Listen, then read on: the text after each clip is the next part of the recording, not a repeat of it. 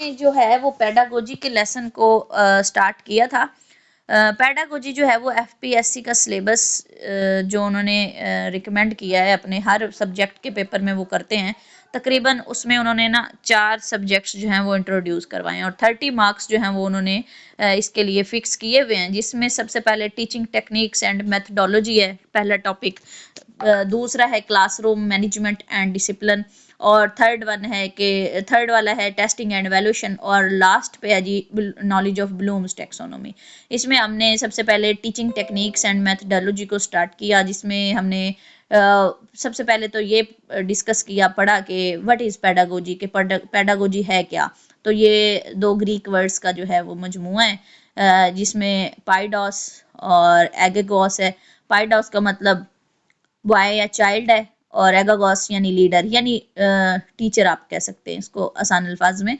तो जदीद दौर में इसे टीचिंग विद टेक्नोलॉजी कहा जाता है और पेडागोजी के अंदर 4 चीज़ें जो हैं या ये कह लें कि पेडागोजी जो है वो 4 चीज़ों के गिर्द मूव कर रही है, जिनमें इंस्ट्रक्टर यानी टीचर, ठीक है, फिर कंटेंट है यानी मवाद, और फिर उसके बाद टेक्नोलॉजी सॉरी दूसरे नंबर पर स्टूडेंट हैं, और फिर थर्ड पे कंटेंट, और फोर्थ नंबर पे टेक्नोलॉजी यानी प्रोजेक्टर टीवी यानी लर्निंग के दौरान आप जो भी एवी एड्स इस्तेमाल कर रहे हैं, जो भी टीचिंग मटेरियल इस्तेमाल कर रहे हैं वो टेक्नोलॉजी होगा। तो पेडागोजी इन 4 चीज़ों के गिर्द घूमती है, इन्हीं पे बिलोंग करती है कि टीचर हो, स्टूडेंट हो, कंटेंट हो जो पढ़ाया जाना है, और फिर वो वाली टेक्नोलॉजी जिसकी हेल्प से पढ़ाया जाएगा। उसके बाद हमने टीचिंग टेक्निक्स एंड मेथडोलॉजी को डिस्कस किया। उसमें सबसे पहले लेक्चर मेथड था। लेक्चर मेथड जो है वो टीचर सेंटर्ड होता है, ठीक है। स्टूडेंट्स इसमें पैसिव होते हैं, एक्टिव नहीं होते, साइलेंट लिसनर होते हैं। और लेक्चर मेथड जो है वो टाइम सेविंग है, स्टूडेंट टीचर का काम आसान कर देता है और स्टूडेंट के लिए थोड़ा बोरियत का शिकार हो जाते हैं वो।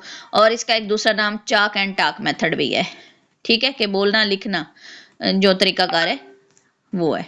उसके बाद दूसरा नंबर पे हमारे पास रेसिटेशन मेथड था। रेसिटेशन मेथड जैसे कि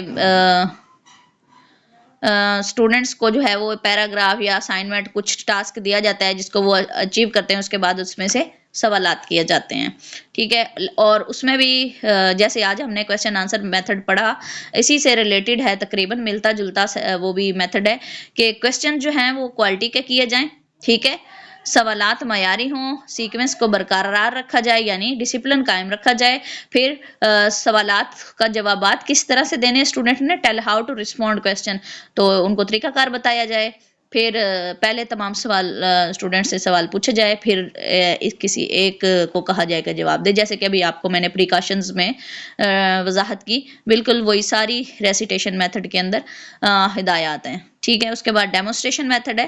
डेमोस्ट्रेशन मेथड मीन के कुछ करके दिखाना, कुछ शो करना, जाहिर करना, और उससे जो स्टूडेंट्स जो हैं वो सीखते हैं, यानी कि आप कह लें कि तजर्बा करवाना, ठीक है। और इसमें जो मोस्ट इम्पोर्टेंट चीज़ है वो ये है कि स्टूडेंट जब डेमोस्ट्रेशन या डेमो चल रहा हो तो स्टूडेंट का जो सिटिंग अरेंजमेंट है ना वो इस तरह के से हो कि तमाम जो लर्नर्स हैं वो आसानी से उसको देख सकें और सीख सकें। इसकी भी मेरिट्स और डीमेरिट्स हैं। इसमें रिहर्सल नहीं करवाई जाती, सिलेबस फिर कवर नहीं होगा अगर सारा इसी मेथड को लेकर चला जाए तो। और मेरिट्स में इसके ये है कि ये बहुत इफ़ेक्टिव मेथड है टीचिंग का। इसमें स्टूडेंट्स जो हैं वो लर्निंग ऑब्जर्वेशन से सीख रहे होते हैं, और जो ऑब्जर्वेशन से यानी देख के सीखा जाता है वो 75% नॉलेज का जो हिस्सा है वो देख के सीखा जाता है परसेंटेज के हवाले से, यानी कुछ लिसनिंग के से सीखा जाता है, कुछ सीइंग से सीखा जाता है, तो देख कर सीखना जो है वो 75% है। नेक्स्ट है जी ह्यूरिस्टिक मेथड, यानी इनकशाफी तरीका तदरीस, इसको उर्दू में कहा जाता है। तो ह्यूरिस्टिक वर्ड का मतलब होता है टू इन्वेस्टिगेट और to discover, to find out, ठीक है। और इसके प्रॉब्लम सॉल्विंग मेथड को जो है वो तरक्की देता है ये, ठीक है। यानी स्टूडेंट्स के अंदर जो मसाइल को हल करने की जो सलाहियत है वो डेवलप हो जाती है, ठीक है, और उनकी तख्लीकी सलाहियतें उभरती हैं, और तसव्वुरात जो हैं उनका तख़य्युल जो है वो भी पावरफुल हो जाता है। और फिर इसके भी कुछ फ़वाइद हैं, कुछ लिमिटेशंस भी हैं, कुछ प्रिकॉशंस हैं। उसके बाद डिस्कशन मेथड है। डिस्कशन मेथड में भी बहुत इम्पोर्टेंट है कि किसी एक पॉइंट पर या एक टॉपिक पर स्टूडेंट्स जो हैं वो डिस्कशन करते हैं उसके हर पहलू के हवाले से। और इसमें इसकी प्लानिंग होती है कि सबसे पहले टॉपिक को चूज़ किया जाए, फिर सवालात उससे रिलेटेड इंपॉर्टेंट तैयार किए जाए, ये टीचर की जिम्मेदारी होती है। और फिर टॉपिक की जो आउटलाइन है वो भी तैयार कर ली जाए। उसके बाद प्लानिंग, डिस्कशन, स्ट्रेटजी के डिस्कशन करवाई किस तरह से जानी है, तो उसमें 3 फेज होते हैं कि उस डिस्कशन को स्टार्ट किस तरह से करवाया जाए, बिगिनिंग फेज, फिर द मिडल फेज और ये पीक फेज होता है। इसमें जो भी टॉपिक है उस पर मुकम्मल जो बहस मुबाहिसा होता है, और लास्ट पर द एंड फेज, आखिर में जो इख्तितामिया होता है डिस्कशन को क्लोज करवाना, और इसमें टीचर अपनी तरफ से भी सम अप करके डिस्कशन को क्लोज करता है। फिर इसकी टाइप्स हैं सिंपोजियम और पैनल डिस्कशन।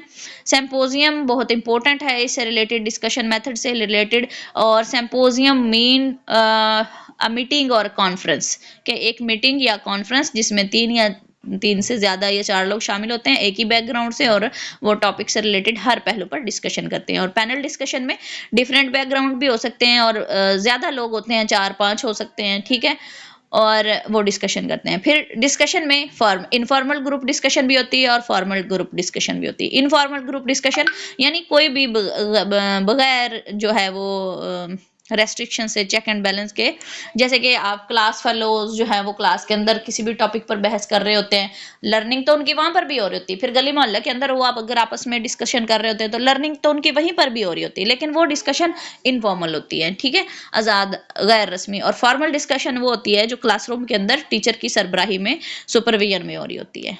नेक्स्ट है जी एक्टिविटी मेथड।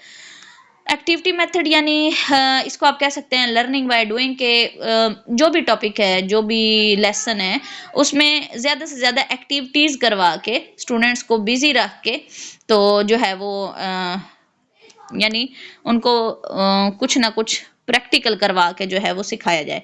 और एक्टिविटी बेस्ड लर्निंग जो होती है वो बहुत ज़्यादा इफेक्टिव होती है कि कुछ ना कुछ एक्टिविटीज़ करके जो है वो सिखाया जाए। इसमें अब डिफरेंट टाइप्स हैं एक्टिविटीज़ की, कि नॉलेज गेटिंग एक्टिविटीज़ होती हैं, एक्सप्लोरेटरी ने कहा जाता है, फिर कंस्ट्रक्टिव एक्टिविटीज़ होती हैं, एक्सपीरियंस गेटिंग एक्टिविटीज़ इनके कहा जाता है, फिर एक्सप्रेशनल प्रेजेंटेशन एक्टिविटी यानी कि तकरीर, स्पीच, डिबेट्स वगैरह, और इंडिविजुअल एक्टिविटीज़ भी होती हैं और ग्रुप एक्टिविटीज़ भी होती हैं, यानी इनफरादी तौर सतह पर भी एक्टिविटीज़ करवाई जा सकती हैं और ग्रुप एक्टिविटीज़ भी करवाई जा सकती हैं। और उसके बाद इंडक्टिव मेथड है। इंडक्टिव मेथड यानी कि इसको स्पेसिफिक टू जर्नल मेथड, इसमें जो इसका तरीकाकार है कि एक खास नुक्ते से आम की तरफ आया जाता है, और फिर इसके उल्ट जो है वो डिडक्टिव है जिसमें जर्नल से आम चीज़ों की तरफ जाया जाता है। इसमें आप इसका डिफरेंस देखें, वही इसमें ज़्यादा इंपॉर्टेंट है कि डिफरेंस में आप जो पॉइंट्स हैं कि इसका दूसरा नाम इंडक्टिव का बॉटम अप रीजनिंग और डिडक्टिव का टॉप डाउन रीजनिंग है, ठीक है। और फिर इंडक्टिव जो है वो नॉन टू अननाउन है, डिडक्टिव जो है वो अननाउन टू नोन है, और इसी तरह इंडक्टिव स्पेसिफिक टू जर्नल और इसके उल्ट डिडक्टिव जर्नल टू स्पेसिफिक है। और फिर इंडक्टिव एग्जाम्पल टू रूल और रूल टू एग्जाम्पल, ठीक है। ये डिडक्टिव और इंडक्टिव मेथड से रिलेटेड था। और उसके बाद है जी हमारे पास प्रॉब्लम सॉल्विंग मेथड, यानी कोई भी सबसे पहले तो टीचर को ये रियलाइज करवाना होता है स्टूडेंट को कि कोई प्रॉब्लम है, वो खुद से ये रियलाइज करें कि कोई प्रॉब्लम मौजूद है और उसे हल करने की ज़रूरत है। जब प्रॉब्लम को रियलाइज कर लेंगे, फिर प्रॉब्लम की यानी रिकग्नाइजिंग द प्रॉब्लम स्टेप्स में, इसके स्टेप्स बहुत इंपॉर्टेंट है, उनको आपने देखना है। और उसके बाद डिफाइनिंग द प्रॉब्लम, कि उसकी वजाहत कर दी जाए, और उसके बाद कलेक्टिंग रेलिवेंट डाटा, तो फिर प्रॉब्लम को हल करने के लिए उससे मुतल्लिका जो डाटा है उसको कलेक्ट किया जाए, फिर उसको ऑर्गेनाइज किया जाए, फिर एवेल्युएट किया जाए, उसके बाद फॉर्मुलेशन ऑफ हाइपोथेसिस, फिर एक मफरूज़ा कायम किया जाए आर्जी तौर पर, फिर उन पर बहस की जाए और फिर फाइनल सोल्यूशन पर पहुंचा जाए, और लास्ट पर उसकी वेरिफिकेशन कर ली जाए, ठीक है। इसी तरह इससे रिलेटेड प्रोजेक्ट मेथड है। प्रोजेक्ट मेथड में भी स्टूडेंट्स जो हैं वो प्लानिंग करते हैं प्रोजेक्ट की, और फिर वक्त की मुनासबत से और प्रोजेक्ट का जो मकसद है उसको मुतय्यन करते हुए प्रोजेक्ट को आगाज़ किया जाए, और फिर तालीमी नुक्ता नज़र से प्रोजेक्ट जो है वो बहुत ज़्यादा अहमियत का हामिल हो, बेफ़ायदा ना हो, ठीक है, और उसकी फिर प्लानिंग की जाए, फिर एग्जीक्यूट किया जाए उसको, यानी उसे अमली शक्ल जो है वो दी जाए, और फिर एवेल्युएट किया जाए, और लास्ट पर जो है वो इन सारे स्टेप्स की रिकॉर्डिंग भी, यानी उसका रिकॉर्ड रखा जाए कि किस स्टेप पर क्या किया गया, किस तरह से किया गया, और किस किस को कौन कौन सी ड्यूटी असाइन की गई, ठीक है। और ये जो प्रॉब्लम सॉल्विंग मेथड है और प्रोजेक्ट मेथड है, ये दोनों जॉन डेवी के जो फ़लसफ़ा तालीम है लर्निंग बाय डूइंग उस पर बेस करते हैं। और प्रोजेक्ट मेथड में फिर इसकी मेरिट्स हैं, ये भी चाइल्ड सेंटर्ड है, प्रॉब्लम सॉल्विंग भी चाइल्ड सेंटर्ड है, यानी जिसमें भी स्टूडेंट्स को फोकस किया जाता है वो चाइल्ड सेंटर्ड होते हैं। स्टूडेंट्स की तमाम नीड्स को फुलफिल करता है, स्टूडेंट्स रियल लाइफ से सीख रहे होते हैं, अपना कुछ करके सीख रहे होते हैं, ठीक है। और इसकी डीमेरिट्स में ये कि टाइम कंज्यूमिंग है और सिलेबस कवर नहीं किया जा सकता इसमें। फिर उसके बाद है ड्रिल मेथड। ड्रिल मेथड में हमने पढ़ा कि प्रैक्टिस के ज़रिए चीज़ों को बहुत अच्छा किया जा सकता है, लेसन को दोहरा दोहरा के पुख्ता किया जाता है, मजबूत किया जाता है। और इसमें जो एवरेज किस्म के स्टूडेंट्स होते हैं, स्लो लर्नर टाइप, उनकी भी वो बहुत इंप्रूवमेंट आ जाती है उनमें, और वो बहुत अच्छा जो है वो सीखना शुरू कर देते हैं। और practice makes a man perfect, तो प्रैक्टिस के ज़रिए जो है वो अपनी खामियों पर ओवरकम किया जा सकता है। तो फ़वाइद तो इसके बहुत ज़्यादा हैं ड्रिल मेथड के। और मेरिट्स में इसके ये है कि समझ कर याद किया जाए, डीमेरिट्स में ये है कि समझ कर याद किया जाए, सिर्फ रट्टा ना लगाया जाए। अगर सिर्फ रट्टा लगाया जाता है तो फिर वो रट्टा देर पा नहीं होता बल्कि भूल जाता है। और अमूमन स्टूडेंट जब कुछ लिखना शुरू करते हैं तो अगर उन्हें स्टार्ट से भूल जाए तो वो पूरा पैराग्राफ नहीं लिख सकते। तो अमूमन उनकी ये रिक्वेस्ट होती है कि पहला लफ्ज़ हमें बताया जाए फिर हम कर लेंगे। तो ये इस हवाले से ये इसके कुछ डिमेरिट्स हैं। तो उसके बाद आज हमने पढ़ा क्वेश्चन आंसर मेथड, इसको सोक्रेटिक मेथड भी कहा जाता है, सवालात और जवाबात के ज़रिए सीखना। और हमारे नबी पाक सल्लल्लाहु अलैहि वसल्लम का भी यही तरीकाकार था। और ईमानियात वाली जो हदीस है उसमें भी यही तरीकाकार बताया गया है। और सुकरात का भी यही तरीकाकार था। और इसकी मेरिट्स और डिमेरिट्स और इसकी इम्पोर्टेंस और प्रिकॉशंस को हम डिस्कस कर चुके हैं। इसके बाद हमारा लास्ट जो है वो एक टॉपिक रह गया है जो कि है ग्रुप डिफरेंशियल मेथड। ये भी बहुत इंपॉर्टेंट है, इसको इंशाल्लाह हम अपनी नेक्स्ट क्लास में डिस्कस करेंगे।